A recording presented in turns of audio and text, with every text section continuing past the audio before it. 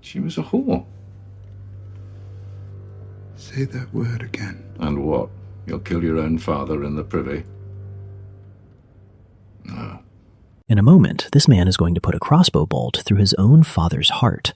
And when he does, you will think you understand why. You won't. Because the real reason Tyrion Lannister is about to kill Tywin Lannister was cut out of this show 4 seasons earlier. Quietly, surgically, on purpose. It has a name, a girl's name, that this adaptation showed you exactly once, and then spent 4 years making sure you'd forget. This is a story about the single word HBO deleted from Game of Thrones, and how deleting it quietly broke the best character they had. To find what was cut, you have to go back to the one time the show told you the truth. Season 1. A war camp, the night before a battle. Tyrion Lannister, half drunk, playing a game with a sellsword and a woman he's paying to like him. And for once, telling the truth about the one good thing that ever happened to him. Her name was Tysha. She was a wheelwright's orphan, and she was hungry. Together we finished off 3 chickens and a flagon of wine. He tells them how he found her on a road, being chased by 2 men who meant to rape her. How he drove them off and held her while she shook, and fell in love with her before the sun came up. A lowborn girl, a wheelwright's orphan, with no name and no house, and nothing to offer the son of the richest man in the world. He married her anyway. A drunk hedge septon, a borrowed ring, the 2 of them laughing, man and wife, before she was even 16.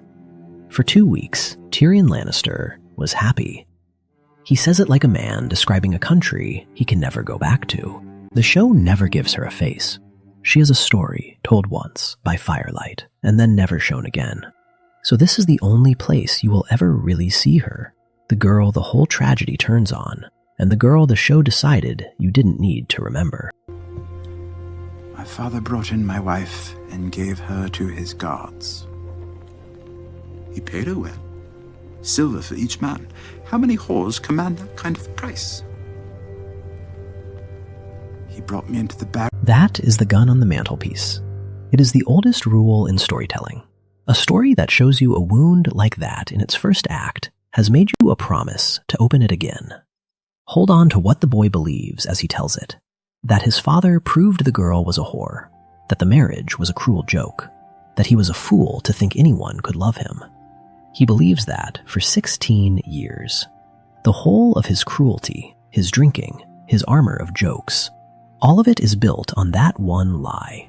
And the show is about to break its promise. Here's what the show chose not to film.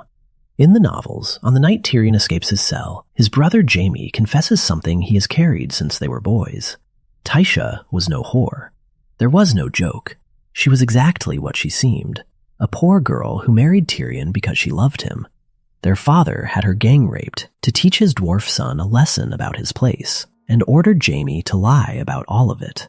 Everything Tyrion built himself on, the certainty that he is unlovable, that the one good thing was fake, is a lie his own brother told him on their father's command.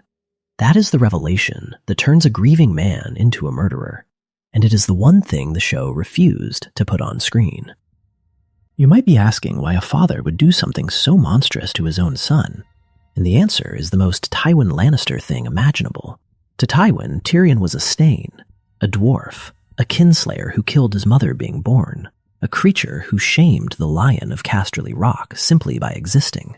A lowborn girl who genuinely loved that creature was, to Tywin, an insult to the family name that had to be erased. So he didn't just end the marriage, he made the love itself into something filthy, taught his son that he was unlovable, and used Tyrion's own brother to drive the lesson home. It is the coldest act of a very cold man, and it is the engine of everything Tyrion ever becomes. Sit with that for a moment. The cruelest thing Tywin Lannister ever did, he did to his own son, with a lie, about a girl who loved him, and the show left it on the cutting room floor. So here is the question that unlocks the whole character. The show kept the cell. It kept Jaime coming to free him. It kept the long walk up the stairs. It kept the goodbye, and the crossbow, and the body on the privy. It kept every single piece of this night, except the one sentence that gives the murder its meaning. Watch what they put in its place. Watch closely, because what they replaced it with is nothing at all.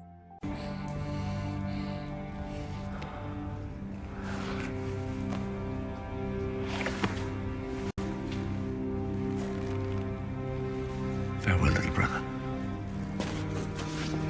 Jaime. Thank you for my life. In the book, Jaime says her name, and the floor falls out of the world. On the screen, he says nothing, and Tyrion walks to that crossbow carrying a grudge instead of a grief. Here is the fact that should bother you. The name Tysha is spoken exactly once in this entire television show, at that campfire in Season 1. It is never said again. Not in this dungeon, not in the privy, not in the 4 seasons that follow. The word was cut, and without it, a man kills his father over an insult, and we are left to call it revenge. Now watch the murder again, with the cut restored in your head. On screen, Tywin calls Shae a whore, and Tyrion tells him to say the word again, and the bolt goes in. It looks like he kills his father over the woman who just betrayed him. But look closer at that word. In the book, this is not about Shae at all. In the book, the last thing Tyrion asks his father is where his wife went, where Tysha went. And Tywin's final words, the last thing he ever says before the arrow, are, "Wherever whores go." He calls her a whore one final time. The same lie, the same mouth, 16 years later. The show changed that line. They pointed the trigger at Shae, so you would never feel the real weight of it. Tyrion isn't avenging a betrayal in that room. He is finally, 16 years too late, answering for Tysha. You knew I didn't poison Joffrey, but you sentenced me all the same. Why? Enough. We'll go back to my chambers and speak with some dignity. I can't go back there. She's in there. Are you afraid of a dead whore?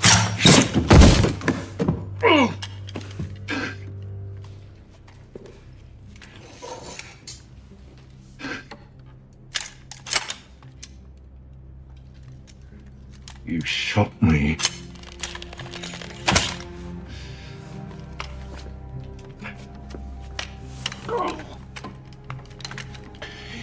You're no son of mine. I am your son.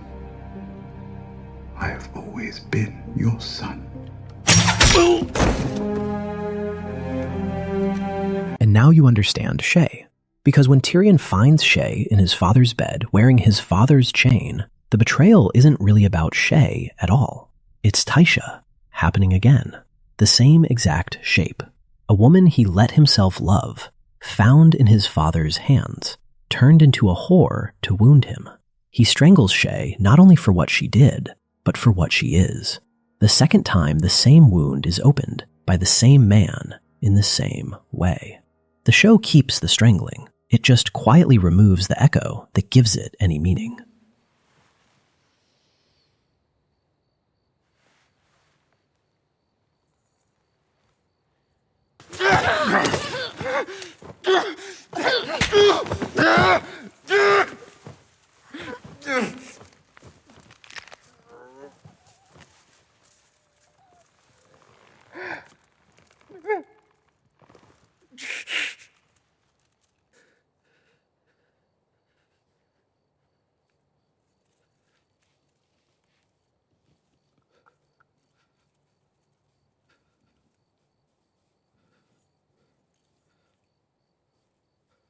I'm sorry.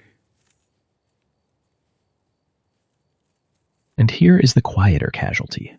In the books, the night Jaime confesses the truth is the night the brothers break. Jaime, the one person who ever loved Tyrion without conditions, admits that he was the instrument of the cruelest lie ever told to him. Tyrion walks away from that conversation, hating the only member of his family who was ever kind to him. The show keeps Jaime freeing Tyrion. It keeps the love. It cuts the confession. It cuts the betrayal. So on screen, the brothers part as friends. In the books, they part as ghosts. One cut, and the most important relationship in Tyrion's life quietly loses its ending. This is why it matters. A man who has just learned that his entire self was built on his father's lie has somewhere terrible to go. Guilt, self-loathing, a reckoning with the creature he has let himself become.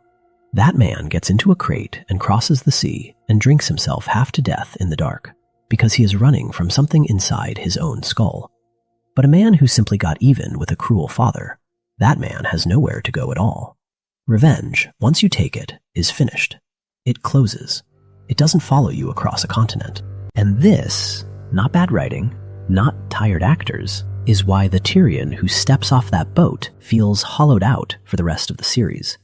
The clever, wounded, dangerous man becomes a flat advisor in a council chamber, handing out plans that never work because the show removed his engine. They kept the man and deleted the reason he could no longer live with himself. The grief had nowhere to live, so it simply left. What you are watching in those late seasons isn't a character getting worse. It's the exit wound of a single cut 4 seasons earlier. There is one more thing the cut cost you, and it is the saddest of all. Where do whores go? In the books, that line becomes a haunting. Tyrion cannot stop hearing it. Across 3 more novels, half mad with wine and guilt, he keeps repeating the question his father threw at him. Where do whores go? Because somewhere underneath the sneer is the only question he actually cares about. Where did Tysha go? The girl he failed, the wife he was made to throw away. In the deepest part of himself, he is still looking for her. The show let her vanish in season 1 and never once let him look back.